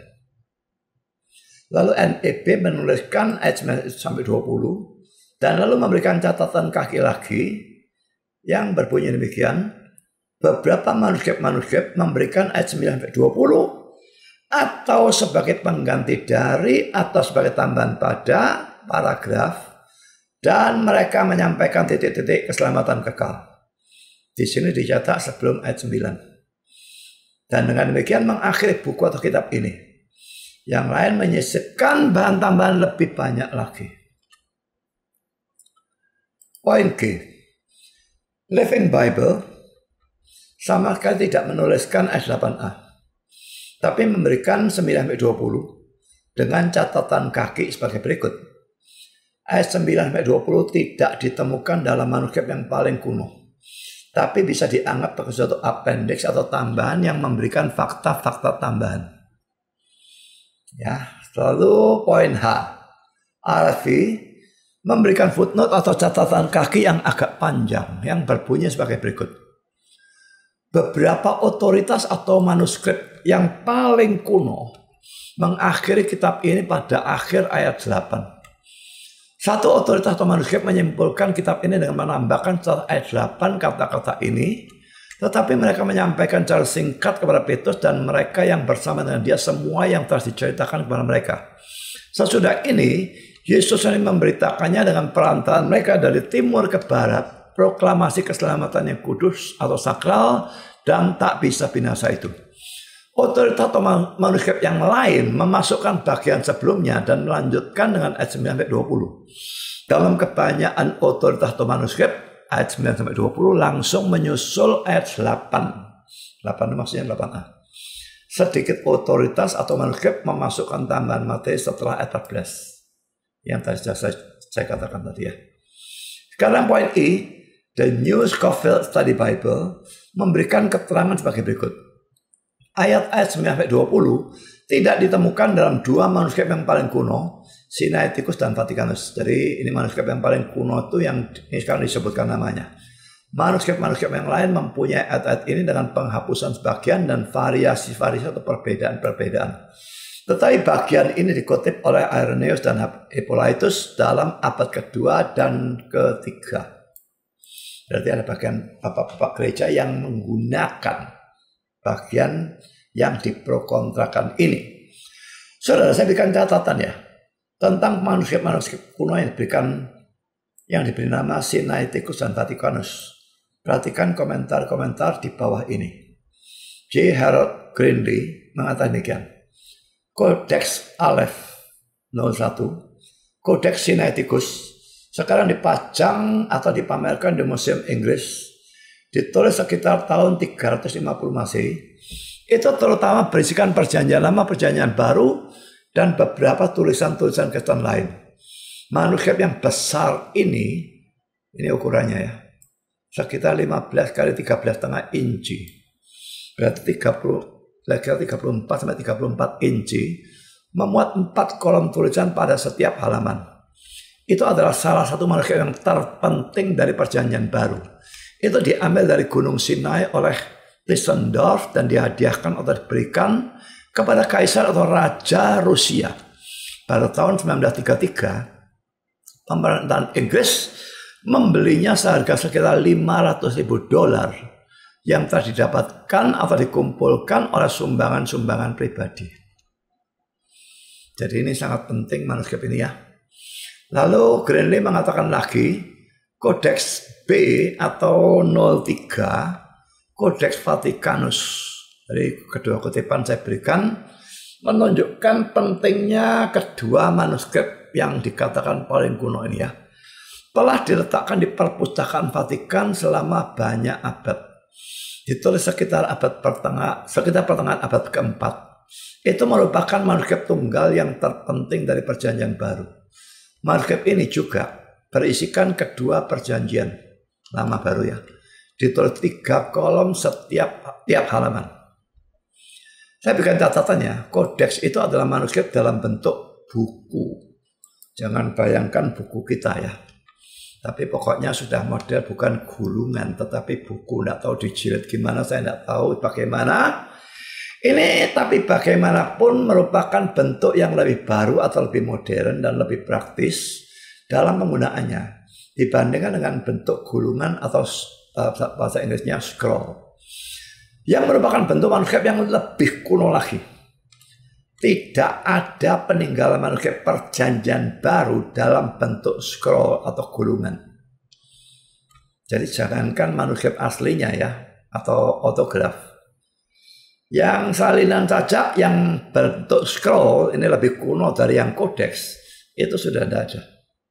Semua manuskrip Perjanjian Baru yang saat ini ada dalam bentuk kodeks, buku. Tapi jangan dibayangkan buku seperti bukunya kita ya. Tapi pokoknya sudah bentuk buku. Saya tidak pernah, mestinya saya berikan fotonya, tapi sudah bisa cari sendiri sebetulnya. Googling saja foto dari kodeks, saya kira pasti ada. Kalau poin I, saudara, New Geneva Study Bible memberikan keterangan sebagai berikut. Para ahli berbeda pendapat tentang apakah ayat-ayat ini merupakan bagian orisinil dari Injil ini. Beberapa manuskrip Yunani kuno tidak mempunyai ayat-ayat ini. Beberapa manuskrip yang lain mempunyai ayat-ayat 19-20, dikenal sebagai akhiran yang panjang. Dan ada lagi manuskrip-manuskrip yang lain yang mempunyai akhiran yang pendek. Kira-kira panjangnya 1 ayat. Sedikit manuskrip mempunyai baik akhiran yang pendek maupun akhiran yang panjang. Karena perbedaan-perbedaan ini, beberapa ahli percaya bahwa ayat-ayat 19-20 ditambahkan belakangan dan tidak ditulis oleh Markus. Di lain pihak, ayat-ayat ini dikutip oleh penulis-penulis dari akhir abad kedua dan ditemukan dalam kebanyakan manuskrip Yunani dan dari Injil Markus. Tapi kebanyakan manuskrip Yunani ini manuskrip yang tidak kuno ya. Yang paling kuno 2 itu tidak punya. Ya. Untuk para ahli yang lain, fakta-fakta ini menegakkan keaslian dari bagian ini. Jadi saya sudah katakan ada orang yang anggap asli, ada yang anggap tidak asli. Pro kontranya nanti luar biasa hebatnya. Akan saya berikan dalam video-video yang akan datang. Ya, saya akan buat video betul-betul judulnya pro kontra keaslian Markus 16 8b atau 9-20. Sekarang poin yang keempat yang ingin saya berikan. Sangat jarang ada pendeta atau hamba Tuhan yang membahas asli tidaknya Markus 16 ayat 8b sampai dengan 20. 1 dari 100 tidak ada. 1 dari 1000 belum tentu ada. Dan ini menyebabkan sangat jarang jemaat awam yang mengetahui bahwa bagian ini diragukan keasliannya. Dan lalu karena tidak tahu, pada waktu melihat saya ngomong tidak asli, wah Pak Budi ini sesat, mengurangi Alkitab. Orang goblok yang sok pinter, gak pernah belajar. Karena pendetanya juga tidak pernah ngajar. Mungkin pendetanya dia tidak tahu. Lalu karena tidak tahu katakan saya sesat. Saudara, mungkin ada 2 alasan ya. Mengapa asli tidaknya ini tidak pernah dibahas atau jarang sekali dibahas. Pertama, poin A. Para hamba Tuhan itu tahu, ada yang tahu. Ada yang memang tidak tahu. Para hamba Tuhan itu tahu tetapi takut membahas itu. Karena mereka pikir kalau itu dibahas akan menggoyahkan iman jemaat terhadap Alkitab. Saudara, kalau ada hamba Tuhan yang tidak membahas karena alasan ini, takut iman jemaat goyah, saya berpendapat itu merupakan alasan yang salah. Karena firman Tuhan merupakan dasar dari iman. Roma 10:17 bisa baca sendiri. Iman timbul dari pendengaran dan pendengaran oleh firman Kristus. Ya. Karena itu jemaat perlu tahu bagian mana yang betul-betul firman Tuhan dan bagian mana yang diragukan keasliannya atau bahkan dipastikan ketidakasliannya. Nah, kalau mereka tidak tahu yang mana yang asli, yang mana yang tidak asli, lalu mereka menggunakan sebagai dasar ajaran apa yang tidak asli, ini jadi kacau. Dasar iman mereka ayat yang tidak asli, iman mereka jadi salah. Dan bisa melakukan hal-hal yang membahayakan. Kalau ayat 18 tadi dianggap asli, wah beriman pada janji Tuhan, pegang ular, digigit ular berbisa, minum racun, dan dia betul-betul mati. Ini mati konyol, saudara. Dan hamba Tuhan yang takut mengajarkan ini membawa bencana bagi jemaatnya. Jadi salah, saudara. Untuk takut mengajarkan itu salah. Jangan pernah takut pada kebenaran. Kalau saudara anggap itu benar. Ajarkan. Tapi ajarkan demikian rupa sehingga iman mereka tidak goyah. Sekarang alasan kedua. Mereka takut mereka sendiri dianggap liberal atau sesat. Kalau mereka mengajarkan bahwa bagian ini diragukan keasliannya. Nah saudara, untuk itu perlu diketahui dua hal ya. Pertama, sudah saya katakan tadi, yang memperdebatkan asli tidaknya bagian ini bukanlah kelompok liberal, tapi kelompok orang-orang yang sangat alkitabiah dan injili. Salah satunya William Hendriksen yang tadi saya berikan. Dan banyak sekali. Sangat sedikit orang yang tidak mempersoalkan. Yang lain, orang-orang alkitabiah, injili, bahkan reform, memperdebatkan. Dan kedua, saudara, berbeda dengan kelompok liberal. Liberal ini memang dalam kalangan Protestan ini kira-kira 50% kalau tidak lebih ya. Mereka itu merendahkan sekali Alkitab. Sehingga sedikit-sedikit anggap, ini salah, dibuang. Ini diabaikan. Kelompok liberal sering membuang atau mengabaikan, bahkan kasarnya menginjak-injak bagian-bagian tertentu dari Alkitab.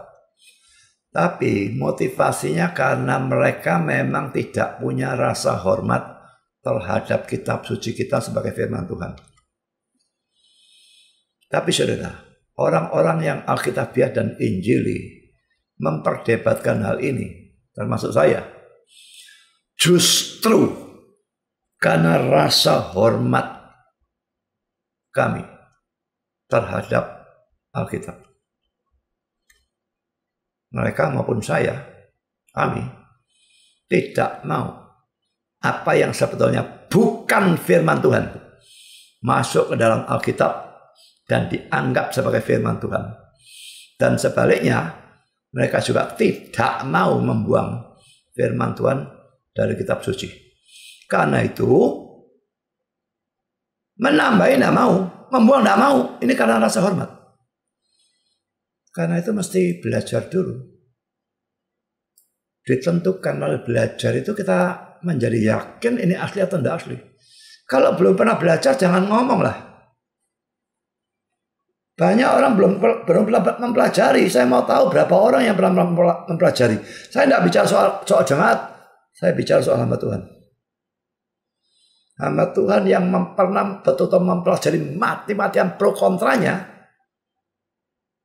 1 dari 100 belum tentu ada. Jadi perlu ditentukan asli tidaknya. Dan karena itu muncul perdebatan yang luar biasa hebatnya tentang bagian ini. Sekarang poin yang kelima yang akan saya berikan. Tidak ada posisi yang aman dalam hal ini. Apa maksud saya dengan posisi yang aman? Akan saya jelaskan dengan kata-kata ini. Ada orang Kristen, ada banyak ya. Orang Kristen maupun hamba Tuhan. Yang kurang berpikir. Tidak terlalu pintar ya. Dan lalu menuduh orang yang menolak Markus 16 ayat 8b-20 ini sebagai orang yang membuang sebagian dari Alkitab atau mengurangi Alkitab. Nah, harus diakui bahwa memang benar. Kalau bagian itu memang asli, maka siapapun yang menolaknya berarti dia membuang sebagian dari kitab suci. Dan itu memang merupakan dosa.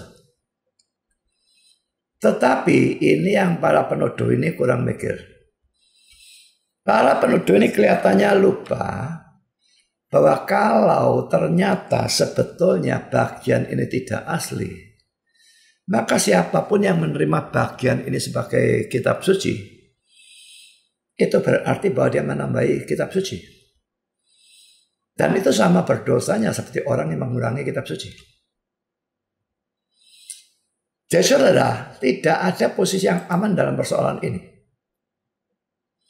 Yang menerima berisiko nambah. Yang menolak berisiko mengurangi. Karena itu saudara, menurut saya setiap orang Kristen apalagi hamba Tuhan harus menggumulkan bagian ini. Bukan cuma menggumulkan dengan berdoa saudara, tapi mempelajari pro kontra yang diberikan oleh para penafsir. Dan untuk itu harus punya buku tafsiran sangat banyak.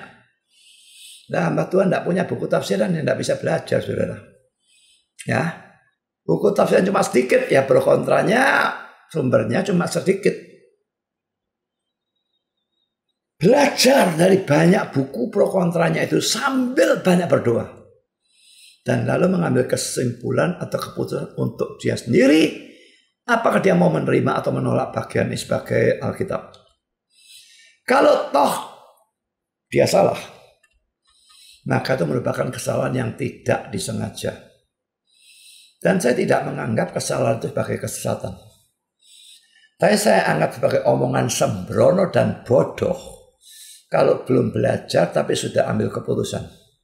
Apalagi nuduh pihak yang satunya sebagai sesat. Ini bodoh bin tolol bin idiot. Belajar dulu.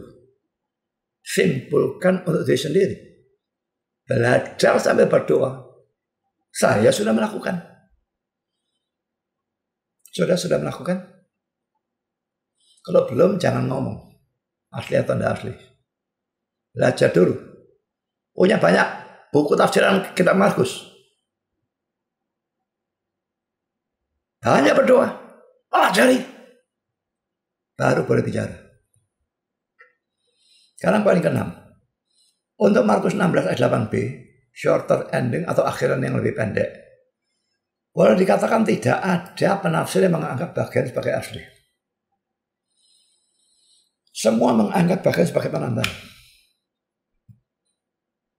Jadi ini tidak diperkontrakan. Dari buku-buku tafsiran saya yang saya punyai, tidak ada yang menganggap asli. Dan kalau kita melihat pada terjemahan-terjemahan Alkitab bahasa Inggris, sepanjang yang saya tahu tidak ada yang memasukkan ayat 8b ke dalam teksnya. Paling-paling ada yang memasukkan ayat 8b itu ke catatan kaki. Dan NISB menuliskannya setelah ayat 20 dengan cetakan miring. Dan meletakkannya dalam tanda kurung besar atau tegak. Disertai catatan kaki yang mengatakan dalam sedikit manuskrip-manuskrip dan versi belakangan berisi paragraf ini. Biasanya setelah ayat 8.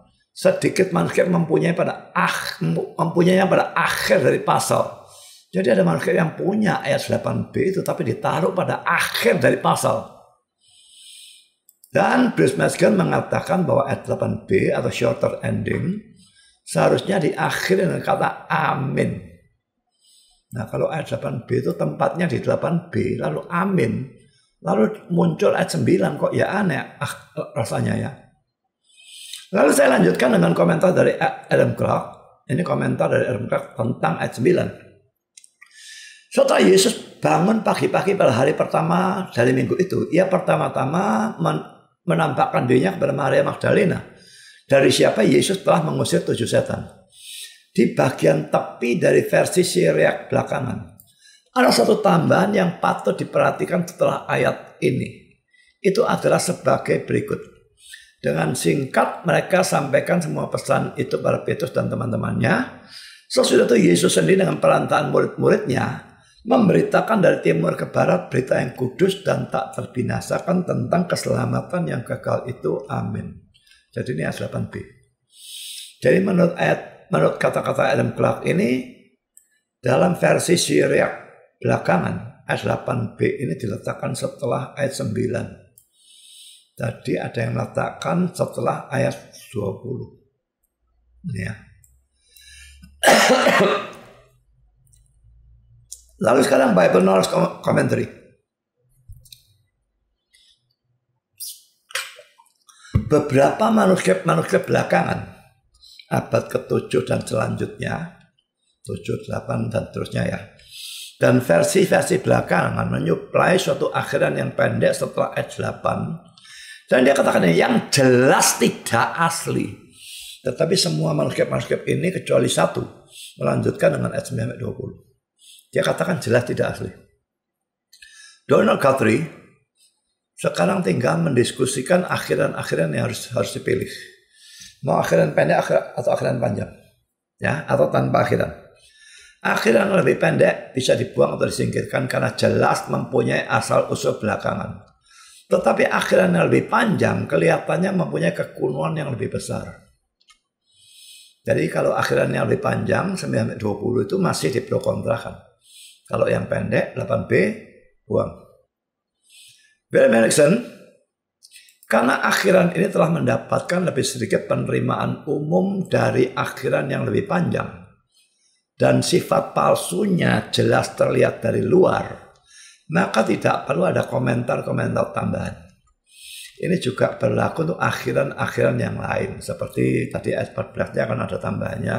Itu dia tidak anggap sama sekali. Ya. Sekarang Bruce Metzger, bukti internal untuk akhiran yang lebih pendek pasti menentang keoriginalannya. Selain memuat persentase yang tinggi dari kata-kata non-Markus, nada retoriknya berbeda secara total dari gaya yang sederhana dari Injil Markus. Jadi kalau 8b, tolak. Ya. Poin 7, tapi untuk Markus 16 ayat 9-20, longer ending atau akhiran yang lebih panjang. Nah ini ada suatu perdebatan yang luar biasa hebatnya. Penafsir-penafsir kuno pada umumnya menerima bagian itu sebagai bagian asli dari Injil Markus. Tetapi penafsir-penafsir modern pada umumnya menganggap bagian itu tidak asli. Pro kontranya tidak saya berikan di sini, akan menjadi terlalu panjang. Saya akan buat video tambahan nanti dengan judul memang pro kontra keaslian Markus 16 9-20. Dan itu pun saya kira tidak bisa satu video karena panjang sekali. Tapi ini saya berikan cukup untuk saudara melihat buktinya. Bahwa memang ayat 8-20 itu diperdebatkan keasliannya. Dan saya sendiri setelah mempelajari pro kontranya, saya menganggap tidak asli. Karena pada waktu saya menjawab Mas'ud, bagian itu tidak asli. Saya bukan menghindari atau takut pada pertanyaannya dia tentang minum racun. Sebetulnya itu ayat itu bisa ditafsirkan sendiri sebetulnya. Kalaupun mau dianggap asli, bisa ditafsirkan. Bukan itu alasan saya. Tapi memang teks ini diperdebatkan keasliannya. Dan saya sendiri menganggap tidak asli. Maka untuk menjawab dia, jawab singkat saja, saya anggap tidak asli.